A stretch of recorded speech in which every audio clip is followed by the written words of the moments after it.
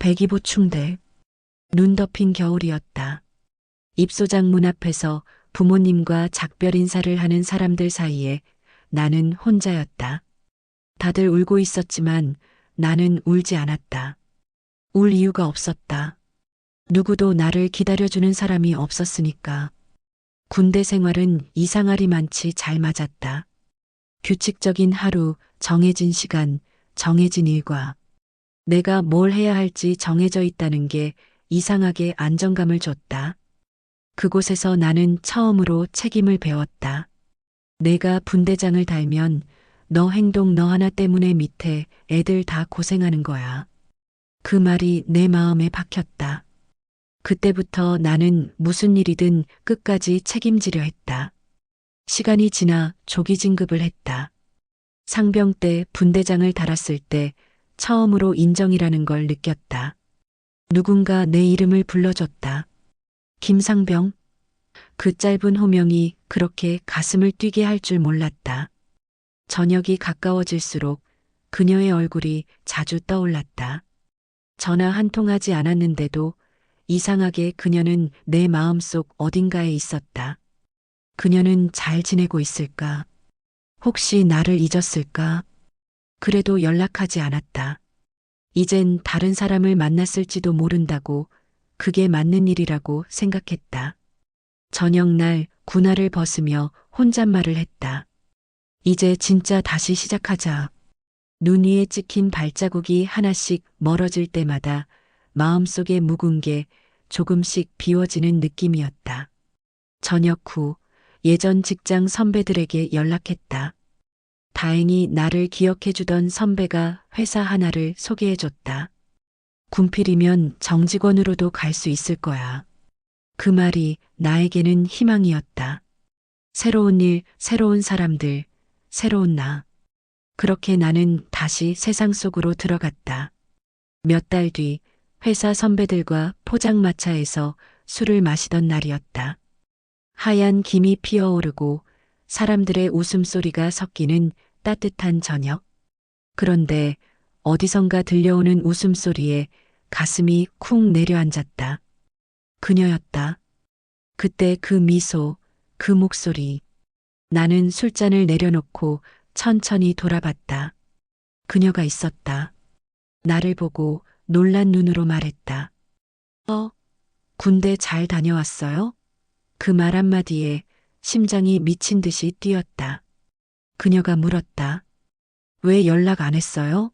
나는 웃으며 말했다. 그러게요. 그녀는 고개를 끄덕이며 말했다. 괜찮아요. 이제 다시 봤잖아요. 그날 밤 집에 돌아와서 이불을 걷어찼다. 멍청아, 연락처라도 물어보지. 명함만 주고 뭐 하자는 거야. 후회했다. 진짜 미치도록.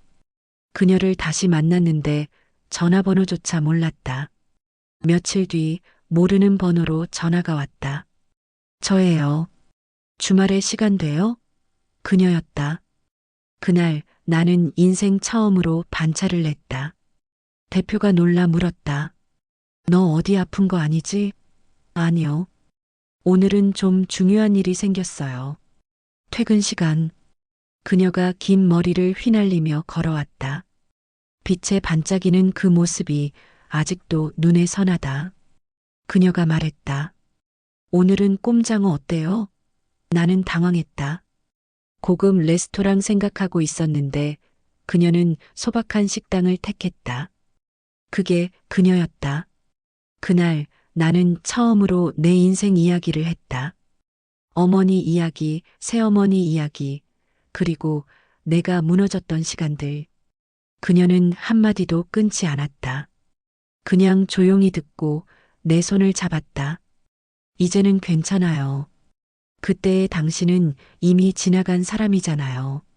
그 말에 참았던 눈물이 터졌다. 그날 이후 그녀는 내 인생의 이유가 되었다. 그녀와 함께 있으면 내가 살아있다는 게 느껴졌다. 사람은 사람으로 인해 무너지고 사람으로 인해 다시 일어난다. 그녀는 내게 다시 살아보고 싶은 이유였다. 사람은 행복할 때 가장 위험해진다. 그땐 몰랐다. 행복이란 게 언제나 조용히 다가오지만 무너질 땐 너무 빠르다는 걸. 그녀와의 시간은 평생 처음으로 평범함이란 걸 느끼게 해줬다. 아침엔 출근하고 저녁엔 함께 밥을 먹고 퇴근길엔 서로의 하루를 이야기했다. 그게 그렇게 좋았다. 그게 내겐 기적이었다. 회사에서도 인정받았다. 열심히 했고 승진도 했다. 처음으로 괜찮은 사람이 된 기분이었다. 나도 이제는 누군가에게 부끄럽지 않은 남자라고 스스로를 믿을 수 있었다. 그녀를 보며 생각했다. 이 여자 꼭 잡아야겠다. 내가 평생 지켜줄 사람은 이 사람이다. 그녀도 나를 믿어줬다. 우리 결혼하자. 그 말이 나왔다. 그녀는 울면서 고개를 끄덕였다. 하지만 현실은 그렇게 쉽게 웃어주지 않았다. 결혼을 준비하려면 돈이 필요했다. 집도 예물도 혼수도. 나는 가진 게 없었다. 통장엔 얼마 되지도 않는 돈뿐. 그녀의 부모님은 당연히 반대했다. 가정도 없고 가진 것도 없고 미래가 있겠어요? 그 말이 틀린 건 아니었다. 내가 바로 그런 사람이었으니까.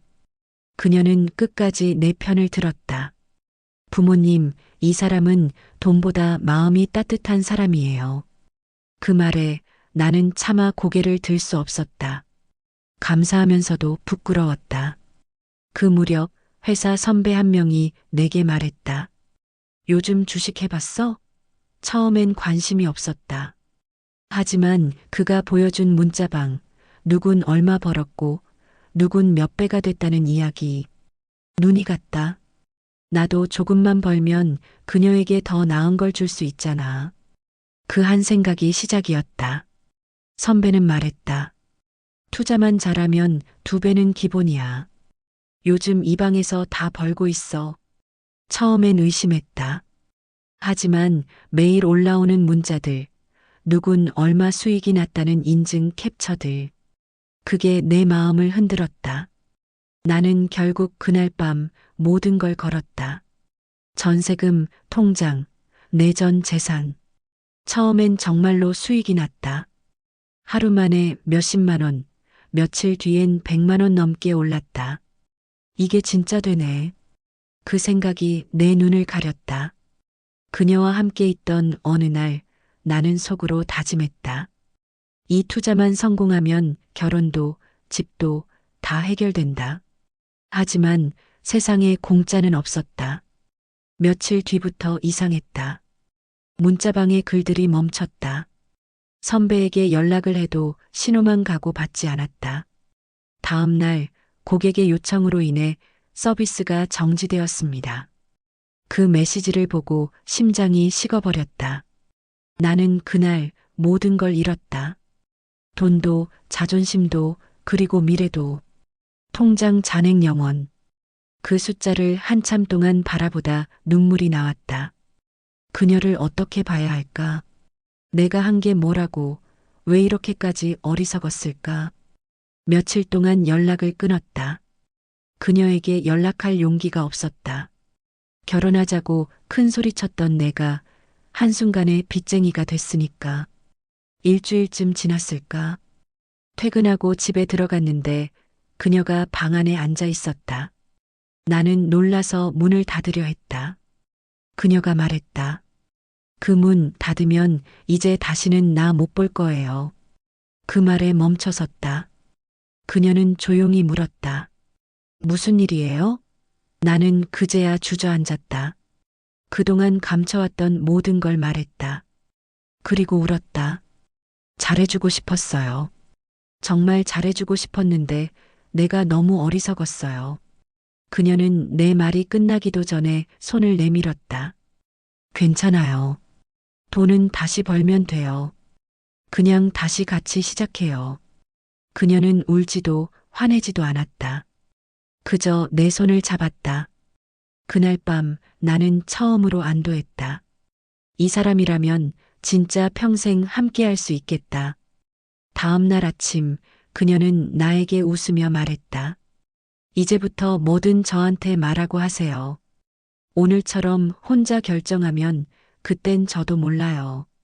그녀는 웃었지만 그 웃음 뒤에 담긴 진심이 느껴졌다. 몇 달 뒤 그녀의 부모님을 다시 만났다.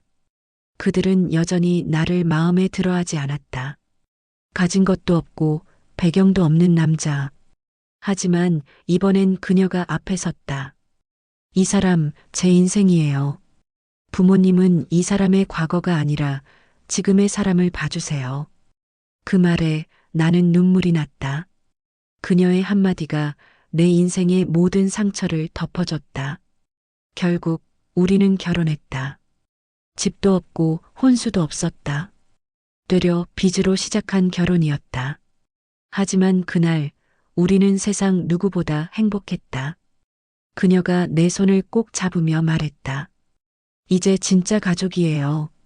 그 말 한마디에 그동안 버텨온 모든 시간들이 의미를 되찾았다. 결혼. 그 단어가 이렇게 따뜻한 의미일 줄 몰랐다. 가진 건 하나도 없었지만 매일이 행복했다. 좁은 방 한 칸에서도 그녀의 웃음소리 하나면 세상이 환했다. 그녀의 부모님도 조금씩 나를 받아주기 시작했다. 처음엔 경계의 눈빛이었지만 내가 퇴근 후에 장모님 짐을 들어드리고 주말마다 장인어른을 찾아뵙다 보니 그분들도 어느새 내 이름을 불러주셨다. 그게 그렇게 고마웠다. 아버지라고 부를 수 있다는 게 나한텐 선물이었다. 그리고 어느 날 그녀가 말했다. 우리 아기 생겼어요. 순간 숨이 멎었다. 말로 표현할 수 없는 감정이었다. 눈물이 나왔다. 이유도 모르고 그냥 울었다. 세상 그 어떤 말보다 그 한마디가 내 인생을 바꿔놓았다. 태어난 아기는 정말 작았다. 손바닥만 한 손, 작은 숨결, 그리고 나를 닮은 눈매. 나는 아기 손을 잡고 말했다. 아빠가 지켜줄게. 그 순간 나는 처음으로 아빠가 됐다. 아이는 곧 내 전부가 됐다. 무엇을 먹든 무엇을 사든 아기에게 좋은 것부터 생각했다. 작은 양말 하나를 살 때도 이게 너무 작지는 않을까, 불편하진 않을까, 그런 걱정을 했다. 그게 행복이었다. 정말 행복했다. 나는 그녀와 함께 빚을 갚았다. 오랜 세월 걸렸지만 하나하나 정리했다. 그리고 마침내 우리의 집을 샀다. 내 이름으로 된 작은 아파트 한 채. 그날 밤 빈 거실에 누워 천장을 보며 웃었다. 이제 진짜 사람답게 살고 있구나. 아이는 초등학교에 들어갔다. 아침마다 옷을 입히고 손을 잡고 학교 앞까지 데려다 주었다. 그 작은 손이 내 손을 꼭 잡을 때마다 심장이 뛰었다. 아빠, 오늘 일찍 와요. 응, 약속? 그 짧은 대화 하나가 나를 하루 종일 버티게 했다. 그러던 어느 날부터인가 이상했다. 배가 아팠다. 처음엔 그냥 피로라고 생각했다. 진통제를 먹으면 괜찮아졌다. 그래서 대수롭지 않게 넘겼다. 하지만 그 통증은 점점 잦아졌다. 걷다가 멈춰야 할 때도 있었다. 그러다 또 괜찮아졌다. 그렇게 몇 달이 흘렀다. 어느 날 일하다가 쓰러졌다. 기억이 잘 나지 않는다. 눈을 뜨니 병원이었다. 그녀가 내 손을 붙잡고 울고 있었다. 괜찮아. 조금 쉬면 나을 거야. 그녀는 그렇게 말했지만 그녀의 눈빛은 이미 알고 있었다. 의사도 말했다. 이미 많이 진행됐습니다. 손 쓸 방법이 없습니다. 그 말이 귓속에서 메아리 쳤다. 그때 느꼈다. 아, 이제 끝이 오는구나. 그녀는 내 앞에서 울지 않았다. 하지만 그녀의 손은 늘 떨리고 있었다. 밤마다 내 옆에 앉아 간호하다 잠드는 그녀를 보며 미안해서 숨이 막혔다. 나는 생각했다. 이제 남은 시간 가장 사랑하는 사람들과 보내야겠다. 그래서 의사에게 말했다. 치료 그만하겠습니다. 그녀는 울었다. 안 돼요. 더 버텨요 하지만 나는 고개를 저었다. 그냥 우리 가족이랑 조금이라도 더 있고 싶어요. 그 후로 우리는 여행을 다녔다. 제주도, 부산, 강릉. 그녀와 아이 세 식구가 손을 잡고 바다를 걸었다. 배가 아파 걸음을 멈출 때면 아이의 손이 내 손을 꼭 잡았다. 아빠, 괜찮아? 그 말 한마디에 다시 일어설 수 있었다. 그녀가 사진을 많이 찍었다. 나중에 우리 아기가 커서 아빠 보면 좋잖아요. 나는 웃으며 말했다. 아빠가 세상에서 제일 사랑했다고 꼭 말해줘. 그녀는 아무 말 없이 울었다. 마지막 날은 병원이었다. 기계음이 일정하게 울리고 산소 냄새가 코를 찔렀다. 그녀가 내 손을 잡았다.